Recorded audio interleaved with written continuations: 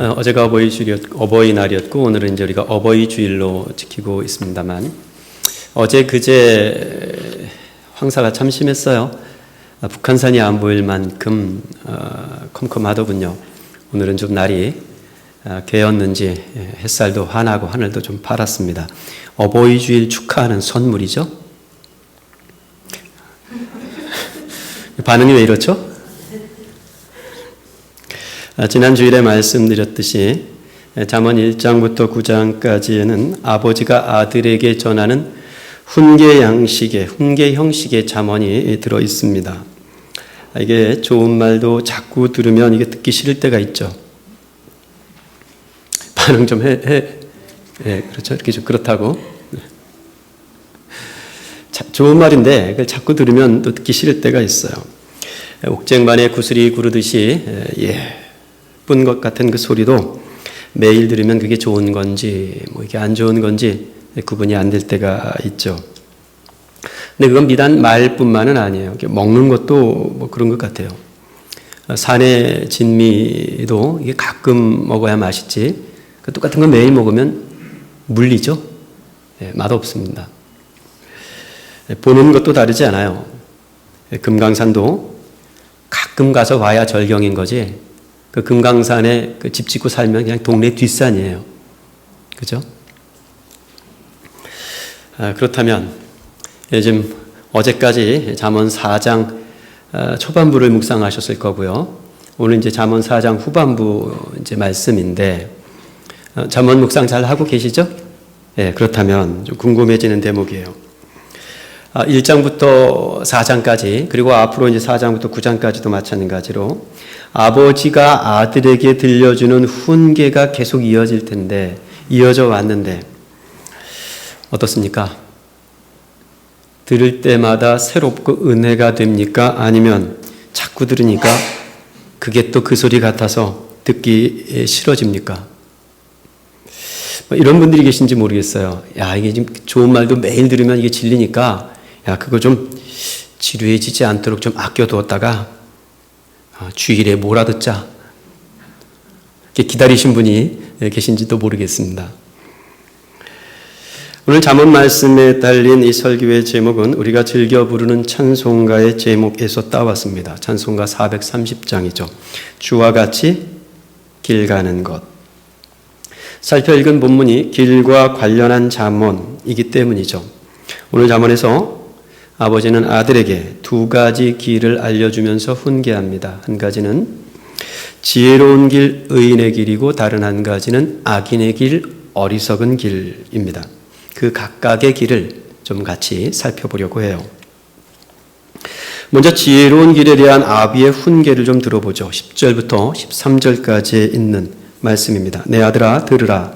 내 말을 받으라. 그리하면 네 생명의 해가 길리라.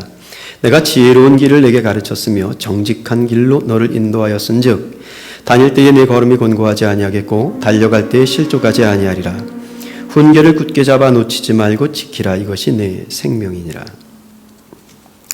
자, 지금 방금 읽어드린 이 본문에서 지금 아버지가 아들에게 지혜로운 길을 알려주면서 그 지혜로운 길이 어떤 길이다, 이런 거야, 이런 구체적인 내용을 전해주진 않죠. 그죠? 이게 지혜로운 길이야 하고 그 내용을 살펴 이야기해 주진 않습니다. 사실은 그 구체적인 내용은 이미 아버지가 여러 번 언급했던 거예요. 그렇게 아들을 가르쳐 왔어요. 여러 번 그 말을 들려주면서 여기까지 그 아들을 인도해 왔단 말이에요. 우리가 주목해서 볼 것은 지금 아버지가 지혜로운 길과 정직한 길을 같은 말로 쓰고 있다는 거예요. 이게 좀 흥미롭죠. 잠언은 히브리의 운문이기 때문에 시이기 때문에 히브리 시의 특징 중에 하나가 평행법이거든요. 같은 뜻의 말을 뉘앙스를 달리해서 표현을 좀 달리해서 같은 의미를 전달하는 양식을 잠언이 취하고 있어요. 마치 시편과 같이. 우리말에서 지혜라 하면 이 정직이라는 낱말과 이게 어울려 같은 개념은 아니에요. 안 어울리는 건 아닌데 똑같은 의미는 아니죠. 물론 정직한 사람이 좋은 사람인 건 맞아요. 정직한 사람이 좋은 사람이고 정직하게 살아야 되죠. 그런데 오늘 이 시대의 문법으로는 정직한 사람이 다 지혜로운 사람이라고 그렇게 여겨주지는 않습니다. 외려 정직한 사람을 좀 답답하게 생각하죠. 그죠? 정직하게 그 길로만 가면 왜 그렇게 사냐고 좀 뜯어 말리지 않습니까? 특히 우리 아내들이 남편들을 바라보면서 그러지 않아요? 좀 고지고대로만 사냐고 그러지 말고 좀 요령도 좀 배우라고 이렇게. 그래서 정직하게 그 길로만 가는 걸 지혜롭다 그렇게 여기는 세상은 아닙니다. 지금은. 히브리 낱말에서 정직이라는 이 낱말의 뜻은 똑바름을 말해요. 똑바르다. 그러니까 정직하게 사는 것은 똑바르게 사는 것을 뜻하죠. 물론 똑바르게 사는 것, 이게 남 속이지 않고 거짓말하지 않고 사는 게 똑바로 사는 거죠. 그런데 히브리 낱말에서의 정직은 그냥 거짓말하지 않고 남 속이지 않고 그렇게 사는 것에 제한되지 않아요. 보다 근본적이고 중요한 뜻은 정직이란 하나님의 뜻 아래에서 하나님의 내신 길을 똑바로 걸어가는 걸 정직이라 그래요. 그게 히브리 낱말의 정직이에요.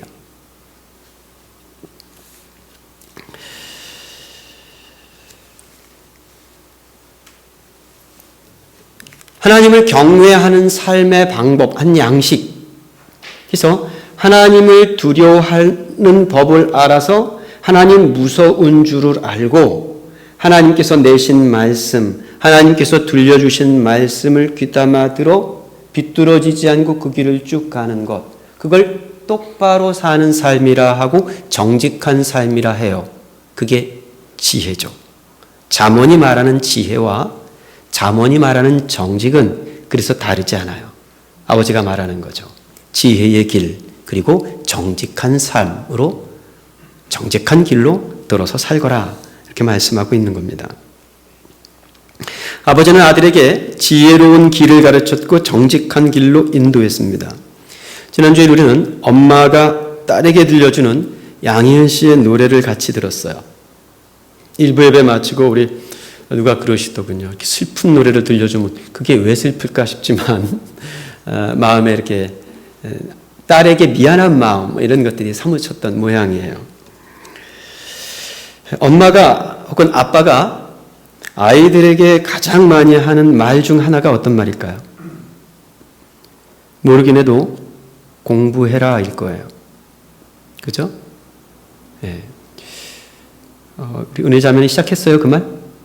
아직 그 말 안 시작했어요? 네, 좀 이따 시작하게 될 거예요. 네. 공부해야 출세하고 공부해야 돈을 많이 벌고 공부해야 시집도 잘 가고 공부해야 장가도 잘 간다. 우리는 아이들을 그 공부의 길로 이끌어 가려고 합니다. 물론 공부는 중요하죠. 그런데 공부가 똑바로 사는 길, 내가 영어 단어 하나를 더 외우고 수학 공식 하나를 더 푸는 것이 하나님 내신 그 길을 똑바로 사는 길로 간다고 장담할 수는 없습니다. 그렇죠? 오히려 거꾸로가 될 가능성이 더 많습니다. 성실해라, 사랑해라, 다 좋은 말입니다. 그렇지만 우리가 언제나 성실하게 산다거나 또 모든 사람을 가리지 않고 다 사랑할 수 있는 건 그건 여간 어려운 것이 아니에요. 우리가 살아봐서 알잖아요. 성실해라, 사랑해라, 그걸 하나하나 꼬치꼬치 다 지켜 살려고 한다면 아마 우리 아이들은 숨 막혀 죽을지도 몰라요. 지금 아버지는 아들에게 많은 것을 가르쳐 주려고 하지 않아요. 지금 아버지가 아들에게 가르쳐 주려고 하는 건 한 가지예요. 지혜롭게 살아라. 그 지혜롭게 사는 길의 내용은 하나님 무서운 줄 알고 살아라. 하나님을 경외하면서 살아라. 그 하나님을 향한 두려움으로 똑바로 살아라. 딴 길로 가지 말아라.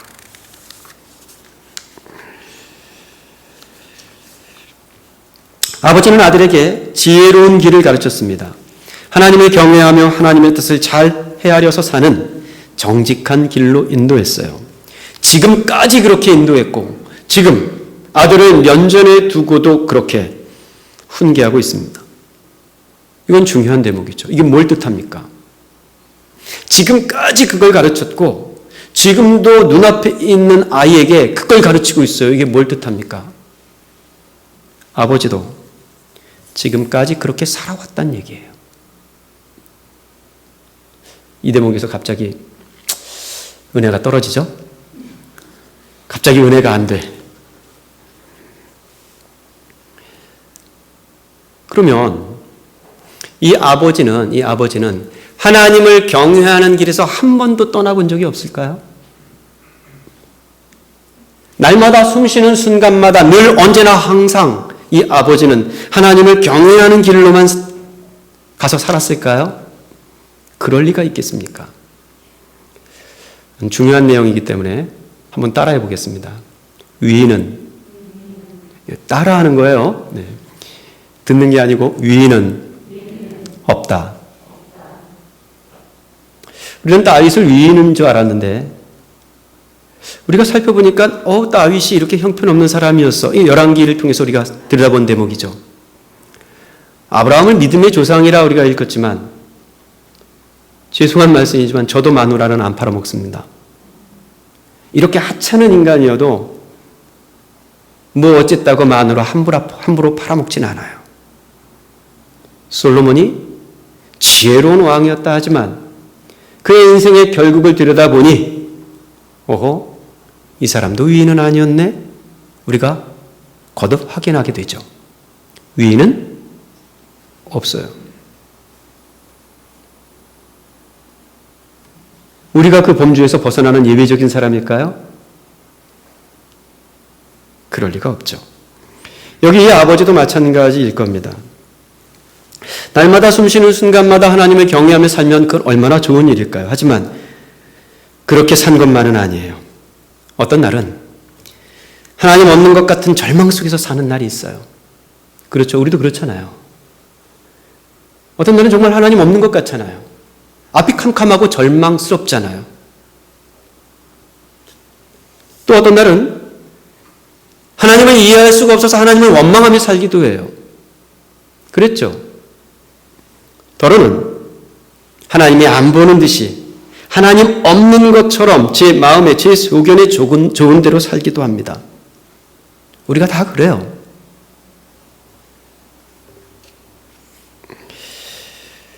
빈틈없이 하나님을 경외하는 삶을 살아서 저는 이게 더 무서운 것 같아요. 하나도 한 개도 빠짐없이 하나님의 법대로 식대로 다 살아서 야 이놈아 아비를 봐라. 아비는 다 살았다. 이게 뭐가 어려우냐 이놈아 따라 살거야. 이러버리면 진짜 아이는 숨 막혀 죽죠. 그죠? 차라리 아버지가 그렇게 다 안 살아주는 게 고마운 일이에요. 왜냐하면 나는 그렇게 살 자신이 없고 그렇게 살 능력도 안 되거든요. 그런 위인이 없는 게 우리에게 천만 다행입니다. 물론 아버지는 하나님을 경외하는 사람입니다. 우리가 다 그렇죠? 좀 대답이 하기 싫으면 고데기를 좀 끄덕 좀 이렇게 해주세요. 좀 그렇게 대답하기에 미안한 마음이 있다는 건 알겠어요. 좀 부끄러운 마음이 있다는 건 알겠는데 그렇더라도 우리가 다 하나님을 경외하는 사람이죠? 네. 아니 좀 석연치 않은 것 같아요. 대답들이 전부 다. 하나님 앞에 미안해서 그런 거죠. 우리가 하나님을 경외하는 사람이에요. 그래서 그렇게 살아왔어요. 아닙니까? 하나님 경외하면서 살아왔죠. 삶의 숱한 여정에 우리가 하나님을 경외한다는 흔적을 남겨왔어요. 어제 제가 설교 원고를 준비하고 있는데 소리가 목양실로 쪼르르 들려오더니 그동안 하고 싶었던 것 한 가지를 오늘 해줘야 되겠대 아빠에게. 뭔가 했더니 핀셋 하나를 들고 와서 제 흰머리를 뽑아주겠다는 거예요. 지나가다가 반짝반짝거리는 게 보여서 거슬렸대요. 그래서 제가 뒤에 와가지고 흰머리를 한 100개쯤 뽑은 것 같아요. 오늘 좀 더 까매 보이죠? 그 흰머리를 뽑아 주는 그 시간이 이야기 나누기 얼마나 좋아요. 대화하기 좋잖아요. 그래서 이런저런 이야기를 나누면서 소리야, 아빠는 말이야, 예수님 없으면 못 살아. 이 소리가요, 굉장히 시니컬하게, 알아? 알아? 그러더라고요. 아빠 목양실에 있는 책만 봐도 알아. 말을 덧붙이더군요. 실은 아이들이 부모들의 흔적을 보죠. 제 아내는 자기 전에 항상 저희 화장대 아래에서 오랜 동안 기도하고 그 기도를 맞춰야 잠에 듭니다. 근데 소리나 산이가 늦게 이제 씻는 날은 자기들 다 씻고 머리 말리러 안방으로 들어왔다가 지 엄마 기도하는 걸 보고 나가죠. 기도하면 조용히 이렇게 나갑니다. 애들은 다 보죠. 우리가 남긴 흔적들을 아이들은 볼 거예요. 우리는 하나님을 경외하는 흔적을 남기며 살고 있습니다. 하지만 지금 여기 아버지의 권고는 내가 그렇게 살았으니 하는 자랑이 아니에요. 고린도 교회에 보내는 편지에서 바울은 사랑에 관한 유명한 말을 했어요. 사랑은 자랑하지 아니하며. 사랑이 자랑하지 않는 것임과 같이 지혜도 꼭 같습니다. 지혜도 자랑하지 아니하며.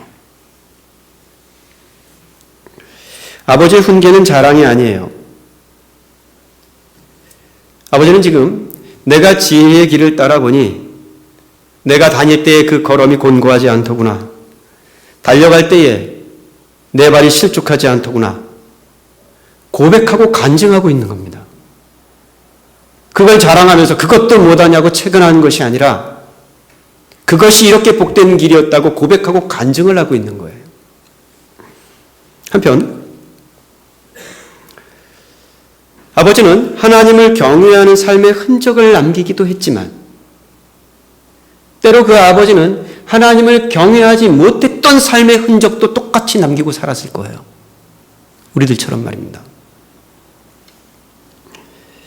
그래서 인간관계에 실수를 할 때가 있죠. 이건 당부이고 또 목회적 권면이기도 하지만 저희 부부는 그렇습니다. 저희 부부는 이건 원칙이에요. 원칙. 아이들 듣는 데서 다른 사람 욕하지 않습니다. 단 한 번도 그래 본 적이 없어요.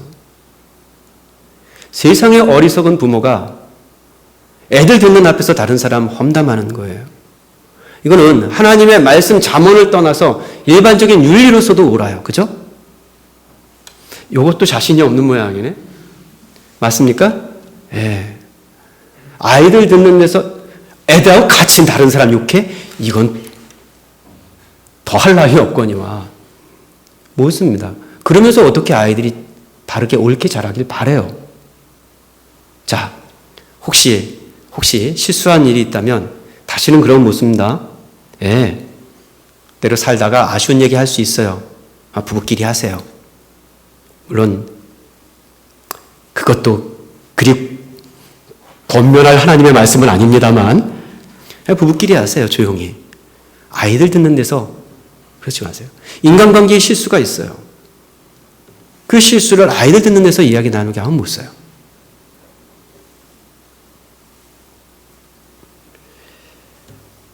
하나님을 경외하지 못했던 그 삶의 흔적들이 그 인간관계의 실수를 만듭니다.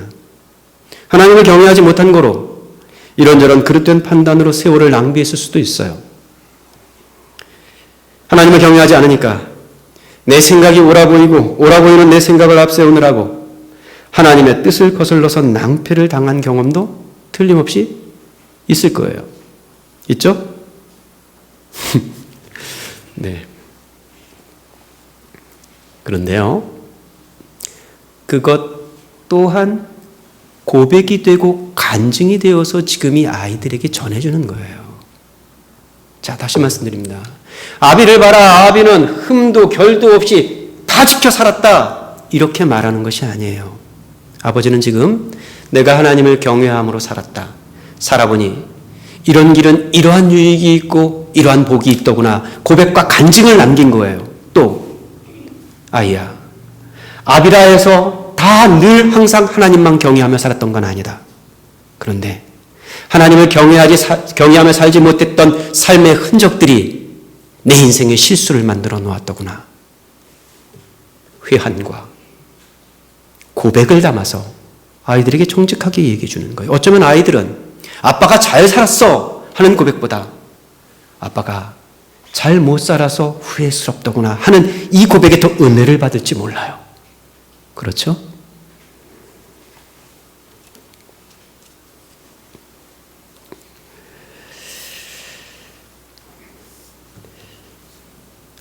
오늘 본문에서 읽지는 않았습니다만 이 잠언 4장이 흥미로운 대목 두 개가 있어요.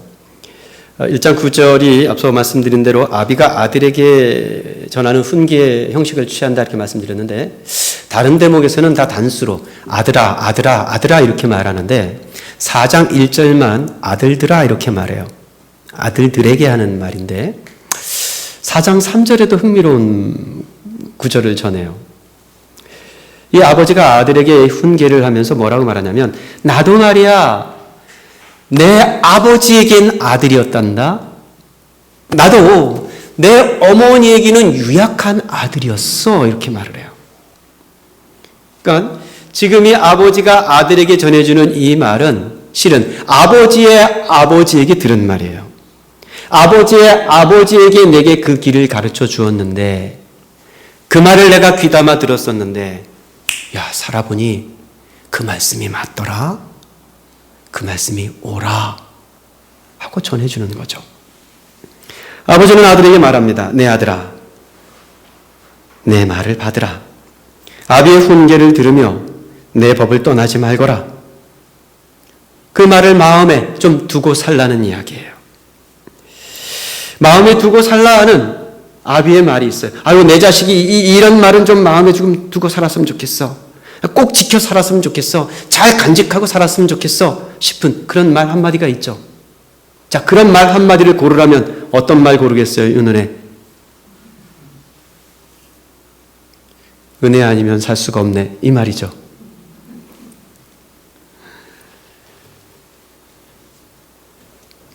우리 아이들에게 마음에 두고 살 말 한마디, 당부할 말 한마디, 그걸 고르고 골라서 양희은 씨가 공부해라, 성실해라, 사랑해라 이렇게 말한 것 아니겠습니까? 다 중요한 말들이죠. 그런데 그 숱한 말들 중에서 무엇을 고를 수가 있겠어요? 실은 우리가.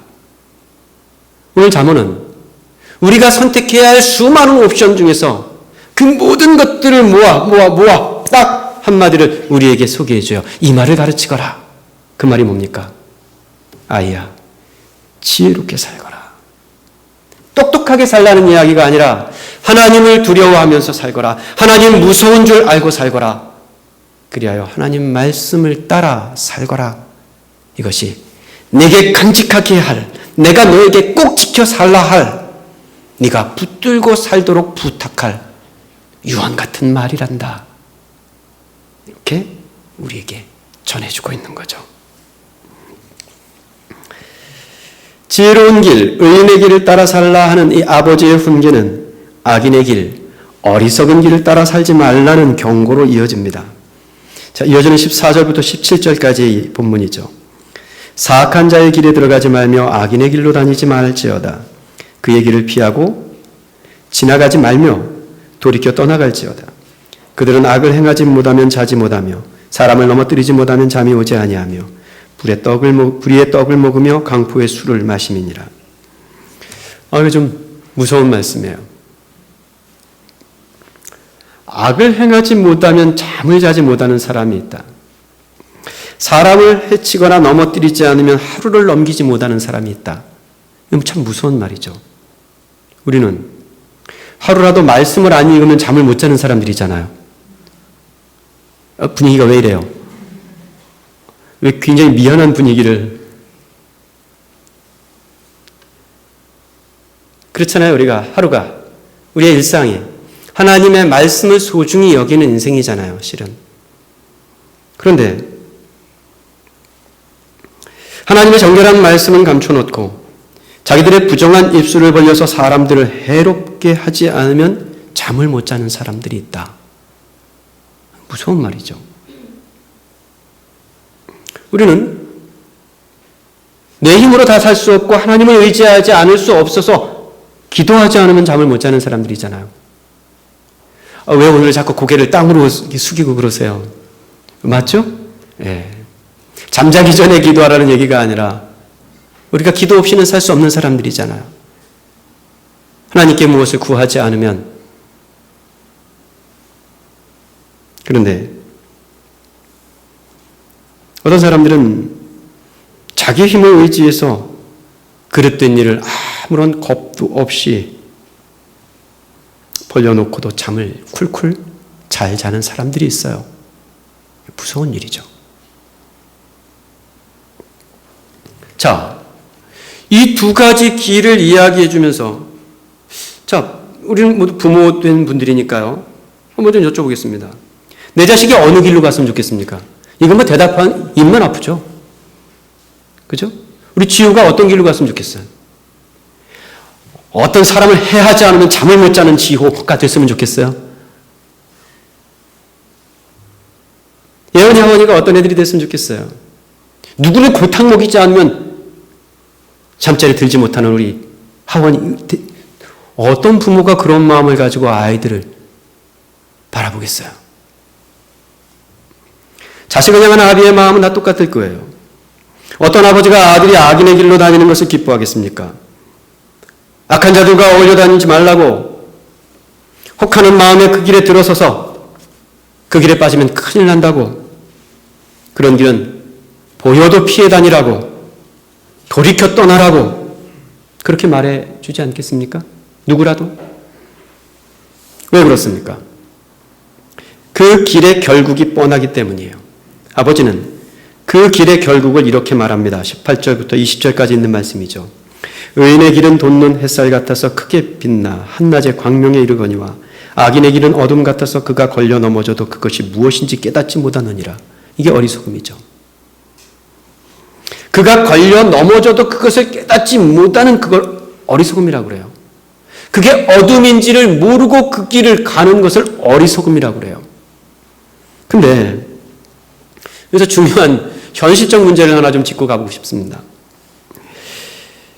의인의 길이 정말 햇살 같습니까? 이 아버지는 지금 아들에게 의인의 길로 가라고, 지혜의 길로 가라고, 그게 햇살 같은 길이라고 말해주고 있는데 의인의 길은 정말 햇살 같습니까? 악인의 길은 정말 어둠과 같은가요? 살다 보면 그게 거꾸로 된 것 같은 현실을 만나기도 하잖아요. 아니, 오히려 그게 거꾸로 된 것 같은 현실이 더 많지 않습니까? 하나님을 경외하면서 똑바로 살려고 하면 그 길이 오히려 더 어두운 터널 같을 때가 많아요. 똑바로 살지 않고 요령도 좀 피우고 좀 구부러진 길을 좀 돌아가면 그게 더 환하고 쉽게 살 수 있는 때가 많단 말이에요. 어느 작은 교회 목사님께서 그런 말씀을 하셨어요. 우리가 교회가 작지 생각이 작으냐. 그걸 듣고 이 마음에 맺히는 말이고 눈물이 왈칵 쏟아지는 말이에요. 생각은 바른데 그 바른 생각과 바른 가치를 가지고 바른 길을 따라서 바른 목회를 하려고 드는데 교회가 작아요. 안 모여요. 교인들은 목사에게 반듯하게 살라고 하면서 목사가 가르치는 반듯한 길로 들어서려면 힘들어해요. 그래서 그런 말을 듣기 싫어해요. 그냥 위로해주고 너 좋고 나 좋은 그런 교회를 찾고 싶어해요. 그래서 교인이 잘 안 모이고 모였던 교인도 흩어져요. 신학교에서 같이 공부했던 동기는 교회가 땅을 샀네, 교회가 건물을 지었네 그러는데 당신은 아직도 조그만 상가교회에 있어요. 고민스러울 때가 있어요. 나도 저 동기가 하는 대로 그냥 그렇게 따라서 목회를 해야 하나?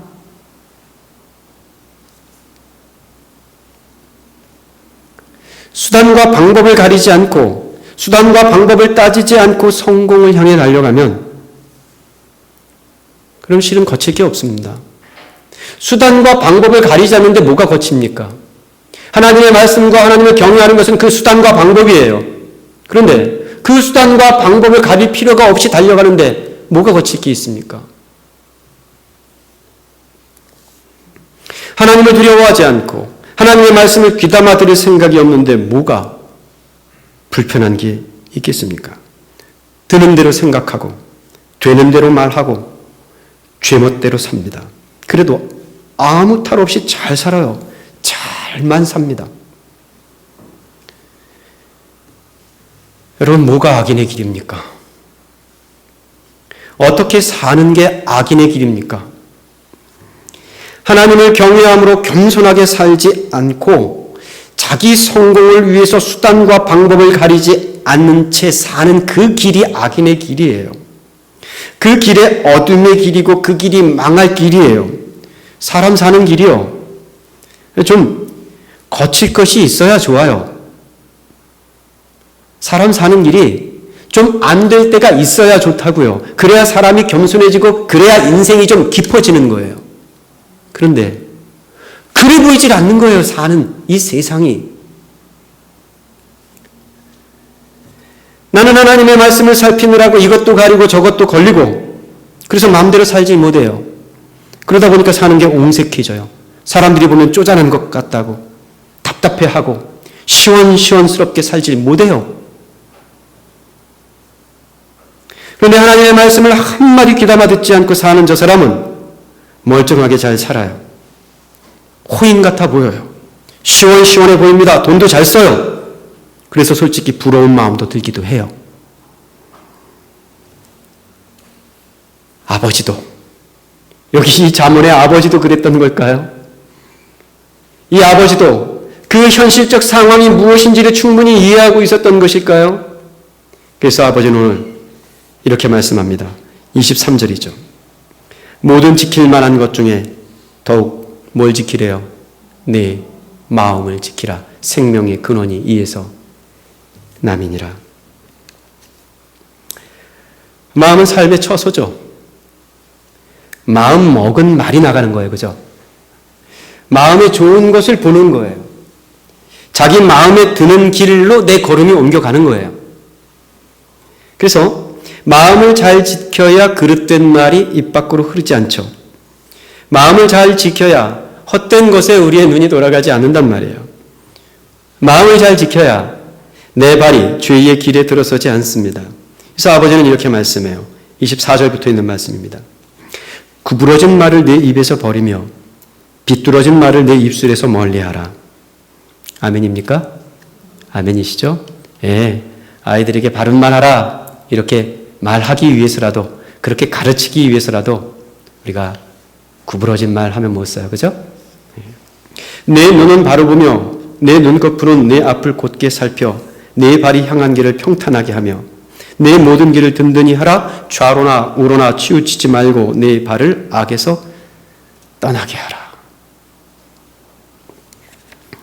오늘은 어버이 주일입니다. 어버이 주일에 아들에게 하는 아버지의 말씀을 우리가 같이 두 주 살펴보았는데요.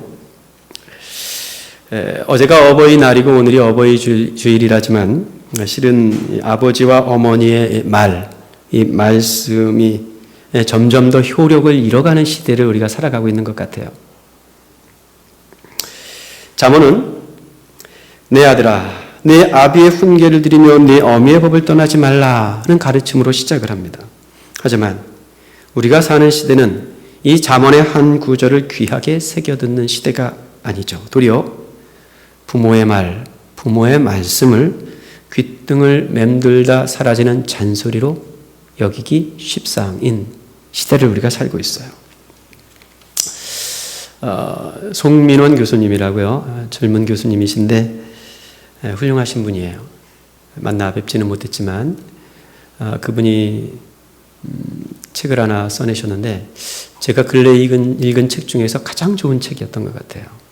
그 책 제목이 지혜란 무엇인가예요. 나온 지 몇 달 안 됐는데 지혜란 무엇인가. 저희 같은 일선 목회자들은 이렇게 전문적으로 연구하는 교수님들의 도움을 받죠. 이 책이 잠언 그리고 전도서, 욥기 이런 지혜서를 인도하는데 아주 큰 도움을 주었습니다. 그 책에서 이 교수님께서 늙음과 젊음에 관한 이 낱말이 가지는 사회문화적 가치에 대해서 아주 훌륭한, 잘 정돈해 준 구절들이 있어요. 그래서 그걸 제가 좀 요약해서 소개해드리고 싶어서 요약해서 들고 왔어요. 아마 여러분들에게도 귀한 아주 좋은 말씀일 거예요. 자, 현대인은 기본적으로 미래지향적이죠. 우리는 미래를 바라보고 살아요. 미래를 앞에 두고 미래를 바라보고 살죠. 우리는 미래를 향해서 서 있고 미래를 바라보면서 삽니다. 하지만 고대 이스라엘 사람들은 미래지향적이지 않았고 과거지향적이었어요. 이스라엘 사람들은 미래를 향해서 미래를 바라보지 않았고 도리어 과거를 향해서 과거를 바라보고 살았어요. 앞 혹은 앞쪽을 뜻하는 히브리 낱말을 이해하는 게 필요해요. 그게 케뎀이라는 말인데요. 케뎀, 히브리 낱말 케뎀이 앞이라는 뜻이에요.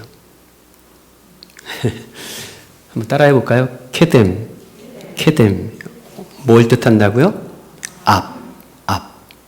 네, 이 케뎀이라는 히브리 낱말이 장소를 뜻할 때는 동쪽 이런 뜻이 돼요.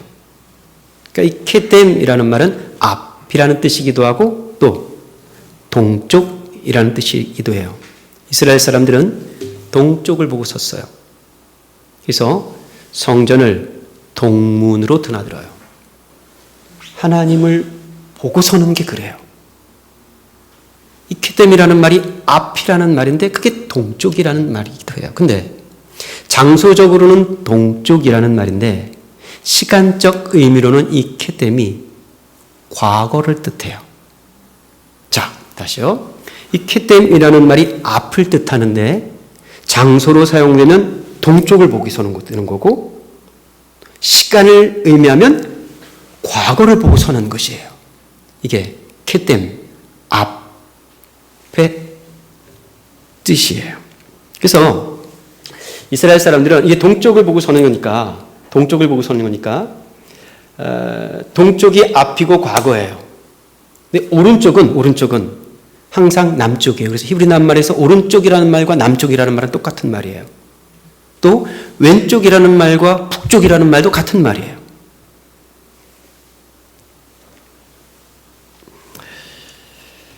고대 이스라엘 사람들은 과거를 앞에 두고 살았어요.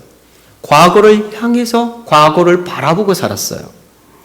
과거를 앞에 두고 살았기 때문에 과거가 앞에 있으니까 미래는 어디 있어요? 항상 뒤에 있는 거죠. 우리는 미래가 앞에 있기 때문에 과거가 어디 있어요? 뒤에 있으니까 뒷전이에요, 과거가. 그래서 소홀히 여기고 중요하게 생각하지 않아요. 근데 이스라엘 사람들은 과거를 앞에 두고 있었기 때문에 미래는 뒤에 있는 거예요. 그건 따라오는 거죠, 이렇게. 과거를 잘 지켜 살면 이렇게 따라오는 거죠. 흥미로운 통찰이죠? 예, 좋은 제시예요. 그래서 이스라엘 사람들은 이스라엘 아비들, 조금 전에 우리가 4장 3절을 소개해드렸습니다만 나도 아버지에게 아들이었고 나도 내 어머니에게 유약한 아들이었다. 유약한 아들이었다는 건 내가 저처럼 이렇게 부실하거나 이렇게 기본 프레임이 부실해가지고 비리비리 이렇다는 얘기가 아니라 어머니, 아버지, 조상들 앞에서 이 젊은이들은 항상 유약한 거예요. 왜?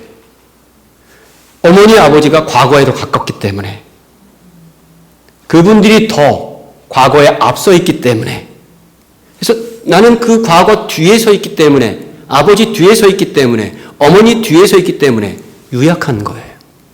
그래서 실은 할아버지가 아버지에게 들려준 그 가르침이 유익했고 그 가르침을 들을 때 아버지도 유약한 사람이었다고 고백하고 있는 거죠. 그래서 선조들이 과거를 향해서 서 있기 때문에 선조들은 항상 앞에 있는 사람들이고 앞선 사람들이에요. 지금은 컴퓨터 잘하고 스마트폰 잘하고 뭘 좀 찾아줘 이렇게 부탁해야 하는 우리 아이들이 앞선 애들이에요. 그죠? 우리는 항상 뒤처졌어요. 저는 지금도 스마트폰 전화하고 카톡 보는 것밖에 쓰는 게 없어요. 애들은 그거 가지고 별거 다 하죠. 앞서죠. 근데 이스라엘 사람들은 그렇지 않았단 말이에요. 선조들이 앞선 사람들이었고 그 선조들에게 자꾸 무엇인가를 배워야 했어요. 후손들은 뒤에 놓인 사람들이었습니다. 사람들이 과거를 향해 서 있는 세계에서는 과거를 기억하는 것이 아주 중요한 의무가 돼요. 그래서 옛날과 더 가까이 서 있는 부모 세대의 조상들에게 과거에 대해 묻는 거예요. 자꾸 지난 날은 어땠는지.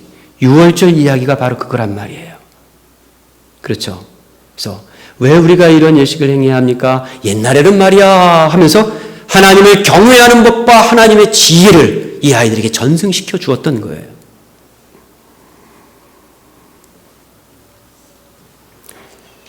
부모 세대와 조상들에게 과거에 대해서 지난 날이 어땠는지를 물을 뿐만 아니라 그 과거로부터 대답을 듣고 지혜를 얻어야 됐어요. 오늘은 어떻게 살아야 되죠? 앞으로는 어떻게 살아야 하는 거예요? 그 과거가 오늘의 대답이 되고 내일을 말해주는 지혜가 되었어요. 우리가 사는 시대는 과거가 아니라 미래를 지향해요. 그래서 우리는 아이들에게 과거를 통해서 보라고 말하지 않고 내 미래를 생각하라고만 얘기해줘요. 그래서 공부하라는 거죠. 야, 네 미래를 생각해서 너 잘 되라고 그거 아닙니까? 다. 과거는 지난 일입니다. 쓸모없는 시간이 돼버렸어요. 그래서 나이 먹는 것이 슬프고 늙어가는 것이 무서워요. 그런데 고대 이스라엘 사람들에게는 늙어가는 것이 하나님의 축복이었어요. 그렇잖아요. 과거에 조금 더 가까이 가 있는 그 자리가 더 축복이었던 거예요. 그래서 나보다 더 늙은 사람은 나보다 더 앞서 있는 사람이 되었습니다. 나보다 더 지혜로운 사람이 나보다 더 인생을 더 살았던 사람이었어요. 나이 든 사람이 하나님의 창조 세계를 더 많이 경험했고 그 하나님의 창조의 질서를 더 많이 따라서 살았던 거예요. 물론 미래를 향해 서 있는 것과 과거를 향해 서 있는 것 그 둘 중에 어느 것이 더 나으냐 이렇게 물으면 이 대답은 좀 곤란해집니다. 실은 둘 다 의미가 있고 또 어떤 면에서는 둘 다 아쉬움이 있기 때문에 그래요. 우리에게 중요한 건 조화로움이에요. 균형이죠. 미래를 향해 선 세대들이 과거를 우스운 것으로 여기지 않고 과거를 존중하는 것, 고전에서 답을 찾는 것, 이런 성찰들이 이 시대에는 더 필요하죠. 옛것에서 진리를 찾는 것, 이런 것들은 미래를 지향하는 젊은이들이 새겨들어야 할 중요한 교훈이고 진리예요. 한편 과거를 향해 서 있는 세대들은 미래를 응원하고 그 미래를 향하는 세대들과 교통하는 법을 자꾸 배워야 되죠. 그들과 자꾸 교제하는 법을 배워야 된다. 이것은 서로의 완충과 보완이 필요한 일이라고 생각돼요. 그러니 이게 중요하냐 저게 중요하냐 이걸 따질 것이 아니고 이렇든 저렇든 우리에게 중요한 것 한 가지를 우리가 오늘 살피고 챙겨 얻고 돌아가야 돼요. 뭐냐? 그 중요한 게 뭐냐 말이에요. 우리가 과거를 향해 서 있든 미래를 향해 서 있든 우리가 서 있는 자리에서 우리는 하나님을 경외하는 사람으로 살아야 된다는 거예요. 우리가 과거를 향해 서 있어요. 그럼에도 불구하고 하나님을 경외하지 않고 서 있다면 그 과거는 아무 쓸모가 없을 거예요. 미래를 지향하면서 밝은 날을 꿈꾸며 오늘 이 자리에 서 있어요. 그런데 그 지향하는 미래가 하나님을 경외하는 길이 아니에요. 무슨 쓸모가 있습니까? 과거를 지향하든 미래를 바라보든 오늘 우리에게 중요한 것은 내가 하나님을 두려워하는 법으로 사는 거예요. 우리 아이들에게 그걸 알려주는 거예요. 그래서 오늘 소개해드린 찬송가 내용처럼 주와 같이 길 가는 것. 그 다음 왜 안 나오죠? 주와 같이 길 가는 것 고된 일이 아닌가? 아니죠? 주와 같이 길 가는 것 즐거운 일 아닌가? 그게 이 아비의 한평생의 경험이고 간증이란다. 얘야, 주와 같이 내 손 붙잡고 같이 길 가지 않으련? 이것이 아비된 우리가 아이들에게 전해주어야 할 유언 같은 말은 아닐까요? 어버이 주일입니다. 제가 아내 생일을 맞아서 제 아내 생일이 얼마 전에 지났는데요. 제 아내 생일 때마다 편지 한 장을 꼭 적어줘요. 그리고 그 편지로 모든 걸 다 때워요. 아무것도 안 해주고 그 편지 하나. 그럼 제 아내는 좀 멍청한 데가 있어서 아무것도 안 해주고 편지 한 장만 주면 그걸 또 이렇게 고마워해요. 이렇게 좀 멍청한 거죠. 그게 이렇게.